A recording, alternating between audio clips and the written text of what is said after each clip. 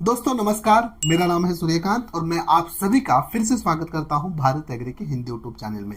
गर्मियों का मौसम शुरू हो चुका है और गर्मियों में कई सारे किसान हमें सवाल पूछते हैं मल्चिंग के बारे में और खासकर जैविक मल्चिंग के बारे में। ये जैविक मल्चिंग आखिर होता क्या है, इसको हम अपने खेत में किस तरह से इस्तेमाल कर सकते हैं और इसको इस्तेमाल करने के बाद हमें कौन कौन से फायदे होते हैं। अगर आप इसके बारे में डिटेल में जानना चाहते हो तो ये वीडियो आपके लिए बहुत ही इंपॉर्टेंट होने वाला है। मेरी आपसे एक राय है कि वीडियो अंत तक देखें और वीडियो के आखिर में आपके सुझाव या फिर आपकी प्रतिक्रिया आप नीचे कमेंट्स बॉक्स में लिखकर हमें भेज सकते हो। और हाँ, अगर आपको वीडियो ये पसंद आता है पूरा देखने के बाद तो इसे आपके अन्य किसान दोस्तों के साथ जरूर शेयर कीजिए। चलिए बिना किसी देरी के आज के वीडियो के लिए शुरू करते हैं। दोस्तों वीडियो के सबसे पहले जान लेते हैं आखिर ये मल्चिंग होता क्या है। जब भी आप अपने खेत में फसल लगाते हो, खासकर गर्मियों के मौसम में, तब अपने मिट्टी के ऊपर हम क्या करते हैं, एक लेयर बिछा देते हैं। वो लेयर किसी भी जैविक खाद की हो सकती है, घास की हो सकती है, पत्तियों की हो सकती है, या फिर अजैविक में हम देखें तो वो प्लास्टिक शीट भी हो सकती है, प्लास्टिक पेपर भी हो सकता है।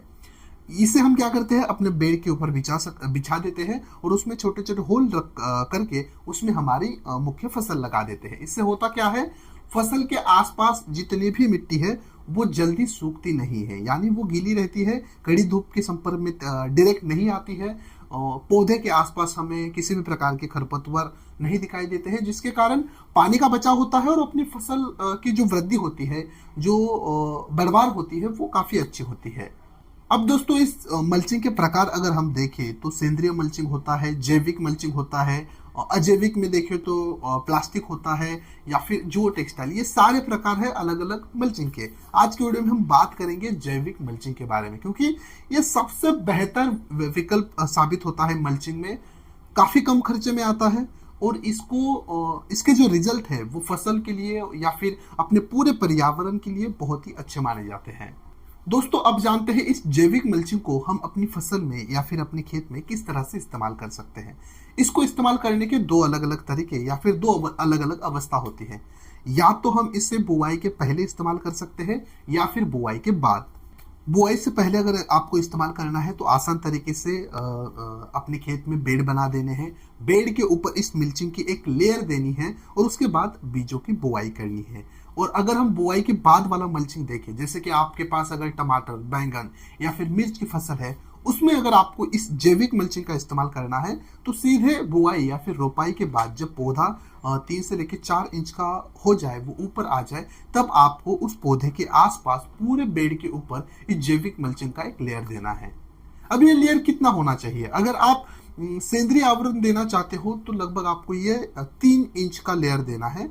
अगर आप कंपोस्ट या फिर अन्य पदार्थों के साथ मल्चिंग करना चाहते हो, जैसे कि मैंने कहा था सूखी घास, गीली घास, पत्तियां या फिर लकड़ी की चिप्स, तो इसका आपको लगभग 6 यानी 6 इंच का एक लेयर देना है।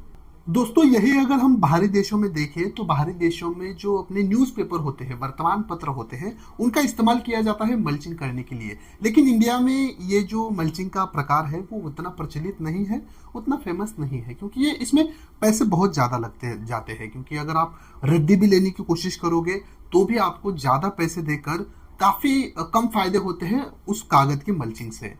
इसलिए मेरा तो आपको एक बेस्ट विकल्प और बेस्ट सजेशन ये होगा कि जैविक मल्चिंग, यानी खेत में जितना भी कूड़ा कचरा है या फिर कटाई के बाद जितने भी फसल के अवशेष रहते हैं, आप उनका इस्तेमाल कीजिए जैविक मल्चिंग करने के लिए। चलिए दोस्तों अब ये जान लेते हैं कि आखिर हमें जैविक मल्चिंग क्यों करना चाहिए या फिर इसके कौन कौन से फायदे होते हैं। सबसे पहला फायदा ये है कि आप जितना भी पानी अपनी फसल को देते हो उसमें से लगभग 40% पानी की बचत होती है। पौधे के आसपास जितनी भी मिट्टी है, जितनी भी जगह है, उसमें हमें खरपतवार नहीं दिखाई देते हैं। पौधे के आसपास जितनी भी मिट्टी है जहां पर हमने जैविक मल्चिंग किया है, उस मिट्टी के अंदर जितने भी जैविक पदार्थ या फिर कार्बनिक पदार्थ है उसका कंजर्वेशन होता है, यानी उसके लॉसेस नहीं होते हैं, उल्टा उसमें हमें बढ़ोतरी दिखाई देती है। बारिश में कई बार क्या होता है कि तेज बारिश की वजह से पौधे के आसपास की मिट्टी पानी के साथ बह जाती है। अगर हम बारिश में भी जैविक मल्चिंग करते हैं तब हमें इस मिट्टी धुलने की समस्या से छुटकारा मिल जाता है। अगर हम जायद के मौसम में देखें तो पौधे के आसपास जितनी भी मिट्टी है उसका तापमान बहुत हद तक बढ़ जाता है, जिसके कारण जड़ों का अच्छा विकास नहीं हो पाता है। लेकिन अगर हम जैविक मल्चिंग करते हैं तो पौधे के आसपास जितनी भी मिट्टी है उसका तापमान ठंडा रहता है, मेंटेन रहता है। और इसके उलट हम सर्दियों के मौसम में देखें तो बाहरी तापमान जब बहुत कम हो तब भी अपने पौधे के आसपास का तापमान बढ़ा हुआ दिखाई देता है। जितने भी बेसल डोज से या फिर ड्रिप ड्रेंचिंग से हम उर्वरक अपनी फसल को देते हैं उनके भी लॉसेस कम होते हैं। इसी कारण दोस्तों जैविक मल्चिंग के बहुत सारे फायदे हैं आपकी फसल का कुल उत्पादन, कुल उपज बढ़ाने के लिए। चलिए फिर यह वीडियो यही समाप्त हो जाता है।